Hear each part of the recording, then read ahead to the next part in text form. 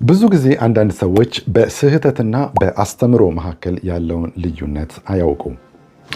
ስህተት ማለት አንድ ሰው በትክክለኛ ትራክ ላይ እየሄደ ግን ከኢማቹሪቲ የተነሳ የሚሳሳተው ስህተት ማለት ነው። እንዲህ አይነቱ ስህተት ብዙ ለከፋ አደጋም የሚያደርስ አይደለም። እንዲህ አይነቱን ስህተት ጳውሎስ በአንደኛ ቆሮንቶስ ምዕራፍ 13 ቁጥር 11 ላይ ስለ ራሱ እንደዚህ ብሎ ይጠቅሰዋል። ልጅ ሳለው እንደ ልጅ እናገር ነበር፣ እንደ ልጅ አስብ ነበር፣ እንደ ልጅም እቆጥር ነበር። 3 እንደ ልጅ እናገር ነበር፣ እንደ ልጅ አስብም ነበር፣ እንደ ልጅ እቆጥርም ነበር። ዋናው ቁም ነገር እዚህ ጋር ነው። ጎልማሳ ሆኜ ግን የልጅነትን ጠባይ ሽር ያለሁ። በቃ እንዲህ አይነቱ ስህተት የሆነ ጊዜ ላይ ትክክሉ ሲገባን የምንሽረው ስህተት ነው ማለት ነው። ነገር ግን አስተምሮ ወይም ዶክትሪን ማለት ግን አንድ ሰው አምኖበት ተዘጋጅቶበት ትምህርት አዘጋጅቶበት በተከታታይ የሚያስተምረውና የሚያምነው አስተምሮ ማለት ነው። ይህንን አስተምሮውን እንደ ስህተት አይደለም የሚቆጠረው። በቃ ትምህርት ነው ወይም አስተምሮ ነው ወይም እምነቱ ነው ማለት ነው። ምሳሌ ልንገራችሁ። ጆቫዎችን ብታዩ በቃ በስላሴ አያምኑም። ራሱ ኢየሱስ ነው አብ፣ ራሱ አብ ነው ኢየሱስ የሆነው፣ ራሱ ኢየሱስ ነው መንፈስ ቅዱስ ራሱን በራሱ እየቀያየረ ነው የሚመጣው የሚል አስተምሮ ነው ያላቸው እንጂ ስህተት አይደለም ያላቸው። ይሄ በቃ አስተምሯቸው ነው።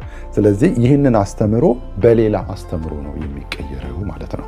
ስለዚህ ስህተትና አስተምሮን መለየት ይገባናል ማለት ነው። ዛሬም ሐሰተኛ አስተማሪዎችና ሐሰተኛ ነቢያቶች ጋር የሚሄደው ሕዝብ ችግሩ ስህተታቸውንና ዶክትሪናቸውን አለማወቁ ነው። ዶክትሪናቸውን ስንቃወም ስህተታቸውን የምንቃወም ይመስለዋል። እኛ የማንም ስህተት ተቃወመን አናውቅም። ትምህርትን፣ አስተምሮን ወይም ዶክትሪንን ግን ይቀየር ዘንድ እንደ እግዚአብሔር ቃል እንቃወማለን። ኢየሱስም ሲናገር ከፈሪሳውያን እርሾ ተጠበቁ ነው እንጂ ያለው ከፈሪሳውያን ስህተት ተጠበቁ አላለም። እርሾ አስተምሯቸው ነው ማለት ነው።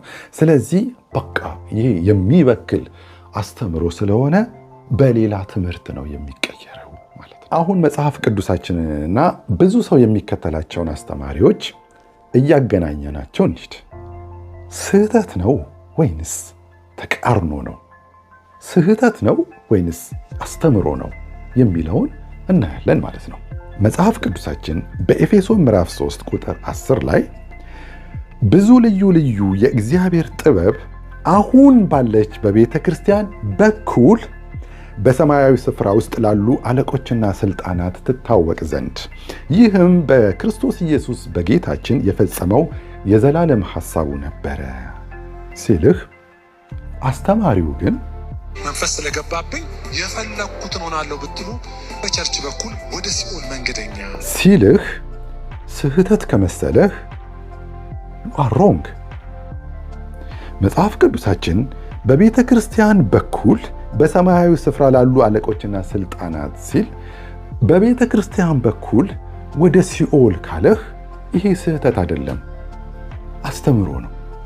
መጽሐፍ ቅዱስ የጸጋውን ባለጠግነት ያሳይ ዘንድ ከእርሱ ጋር አስነሳን፣ በክርስቶስ ኢየሱስ በሰማያዊ ስፍራ ከእርሱ ጋር አስቀምጠን፣ ጸጋው በእምነት አድኗችኋልና ይህም የእግዚአብሔር ስጦታ ነው እንጂ ከእናንተ አይደለም ሲልህ፣ አስተማሪው ግን አንዴ ስለ ዳንክ ዘላለም ድነሃል የሚባል ትምህርት የለም።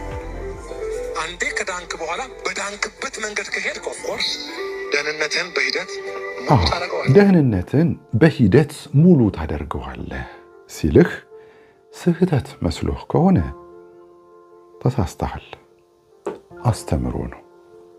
መጽሐፍ ቅዱስ እሱ ከጨለማ ስልጣን አዳነን፣ ቤዛነቱንም እርሱንም የኃጢአትን ስርየት ወዳገኘንበት ወደ ፍቅሩ ልጅ መንግሥት አፈለሰን ሲልህ፣ አስተማሪው ግን ተጓዥ አይደል እያወራን ያለ ነው። መንገድ የወጣ ማንኛውም ሰው እንደገባ ማረጋገጥ ከመውጣቱ እኩል መሰረታዊ ነው። ገና ጉዞ ላይ ነህ ሲልህ ስህተት መስሎህ ከሆነ አሁንም ተሳስተሃል፣ ዶክትሪናቸው ነው። መጽሐፍ ቅዱስ ነገር ግን ወደ ጽዮን ተራራና ወደ ሕያው እግዚአብሔር ከተማ ደርሳችኋል፣ ወደ ሰማያዊቱም ኢየሩሳሌም በደስታም ወደ ተሰበሰቡት ወደ አእላፋት መላእክት በሰማያትም ወደ ተጻፉት ወደ በኩራት ማህበር የሁሉ ዳኛ ወደሚሆን ወደ እግዚአብሔር ፍጹማን ወደ ሆኑት ወደ ጻድቃን መንፈሶች የአዲስ ኪዳን መካከለኛ ወደሚሆን ወደ ኢየሱስ ከአቤል ደም ይልቅ የሚሻለውን ወደሚናገር ወደ መርጨት ደም ደርሳችኋል ሲልህ፣ አስተማሪው ግን እግዚአብሔር ከምንም ነገር በላይ ደግሞ መድረሳችን እንደሚያሳስበው ይህንንም እናያለንና፣ አዎ እግዚአብሔር ራሱ መድረሳችን ነው የሚያሳስበው ሲልህ ስህተት መስሎህ ከሆነ አሁንም አንተው ራስህ ተሳስተሃል። ዶክትሪን ነው።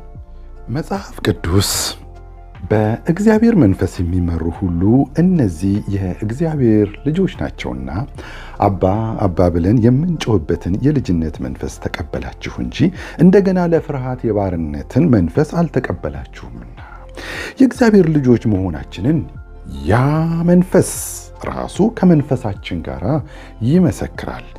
ልጆች ከሆንን ወራሾች ደግሞ ነን፣ ማለት የእግዚአብሔር ወራሾች ነን። አብረን ደግሞ እንድንከብር አብረን መከራን ብንቀበር ከክርስቶስ ጋር አብረን ወራሾች ነን ሲልህ፣ አይ ልጅነትህ ሎጂክ ነው ሲልህ፣ ልጅነት ሎጂክ ነው እንዴ? ልጆች መሆናችንን ደግሞ ራሱ መጽሐፍ ቅዱስ በእውነት ቃል አስቦ ወለደን ሲልህ፣ አስተማሪው ግን አንዴ የተወለደውን ብለው ሎጂክ በማቅረብ ስክሪፕቸርን ለማሳነስ ይጥራሉ።